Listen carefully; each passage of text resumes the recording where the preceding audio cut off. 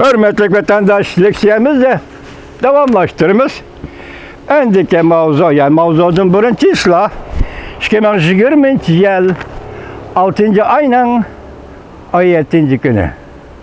16. günü. İkinci ayının 6. ayının 16. günü. Hepteki seyşembe. Geçirinler. Bu çiğistan unutup kalmaya vatandaş. Geçirinler beni. Bugün endişelerle söz verdiğin ikinci leksiyemiz bundak leksiye.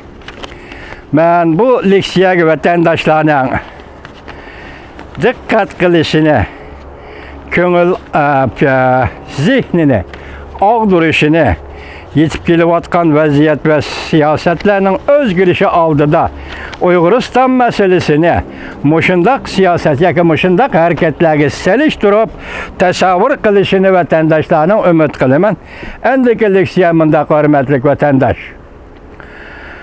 Cungo'nun işki işhanesi Huang Jiping katarlı kişilerin ismini atıp tenkit kıldı.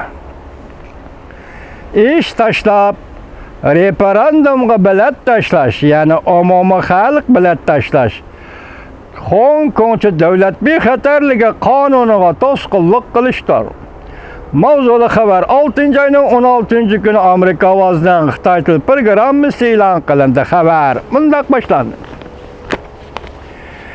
Shangang, yani Hong Kong Jungo Mamlakatli Xalq vakillar qurultiyi 5. ayning oxirida Hong Kong'chi davlat bexatarligi qonuni tuzishga qaror qildi. Hong Kong, Shangang cümleden Shangang Xalq İradesi Partisi O'rta maktab o'quvchilari tashkiloti ish tashlash, o'qish tashlash, bozor tashlash orqali andin yangi tuzilgan mamlakatli xalq vakillar qurultayining Hong Kong'chi davlat bexatarligi qonuniga qarshi referendum umumiy xalq bilan tashlashni e'lon qildi. Dikkat qiling, hurmatli vatandoshim, referendum bu xalqaro atalg'i va shunga munosabatlik xalqaro sahnada davomlashtirilishi bo'ladigan qonunliq atalg'i, hurmatli vatandoshim, referendum. Yani umumiy xalq bilan tashlashni e'lon qildi.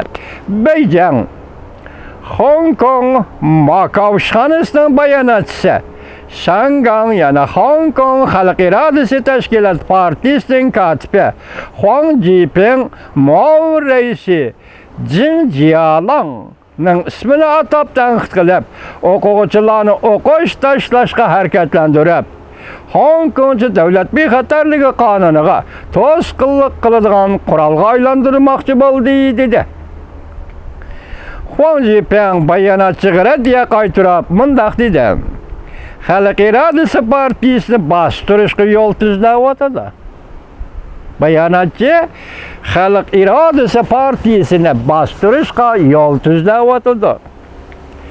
Bir nafar o'rta maktab o'quvchisi mundaq bildirdi: Hong Kong'chi davlat bexatarligi qonunini yo'lga qo'yib, maktablarda davlat bexatarligi tarbiyasi ilib borgan taqdirda men o'zimni jungolik deb e'tirof qilmayman.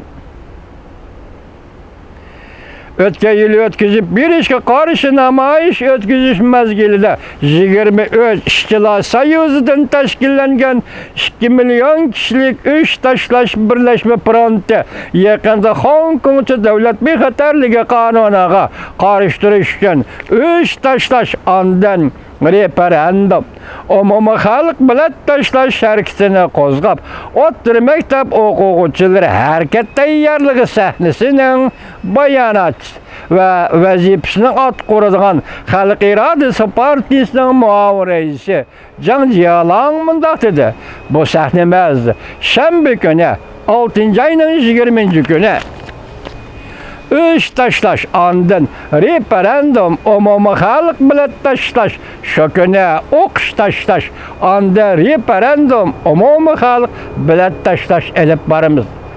Agar bilet tashlashning umumiy bilet soni 6'sidan oshib ketsa, o'qish tashlash muddaomizni ma'qullaymiz. Nima uchun o'qish tashladik, nima uchun maktab tashladik? Muddaomizni e'lon qilamiz. Avval biz tashabbus qilamiz.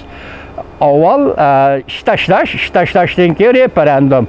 6 ayının 14. günüdün bu vaktimiz 6 ayının 20. günü özgerttik. Aldığımızdaki şembe demekçe hürmetlik vatandaş.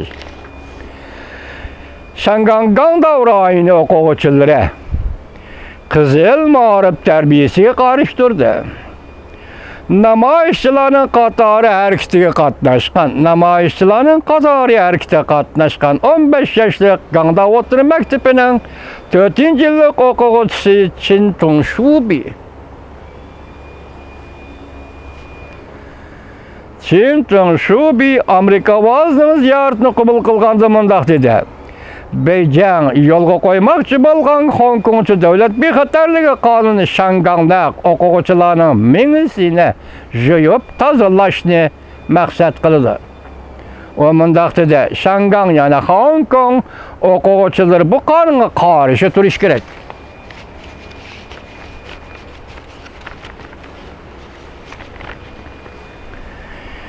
Namayışçılar qatarı namayış qatnaşqan bir nafar o'quvchi. Men o'zimni jungolik deb e'tirof qilmayman dedi. O'quvchi Chin Shaoqi Amerika vazning ziyoratini qabul qilganda mundaq dedi. Men o'zimni jungolik deb e'tirof qilmayman. Chin Shaoqi yana mundaq dedi. Men o'zimni shanganglik deb hisoblayman. Nima qilgan bilanman men o'zimni jungolik deb hargiz e'tirof qilmayman. Nimashqa jungolik bo'lishni rad qilasan deb savol qo'yganda muxbir Chin Shaoqi mundaq dedi. Men Shangangda tarbiyalandim. Men davlat tarbiyasi olganim yo'q. Men o'zimni jungolik deb e'tirof qilmayman. Bu yerda bir g'avg'o chiqyapti hamda boshim mashina ko'kravyapti, bir nima qilyapti degandek vatandoshim. Ya Alloh.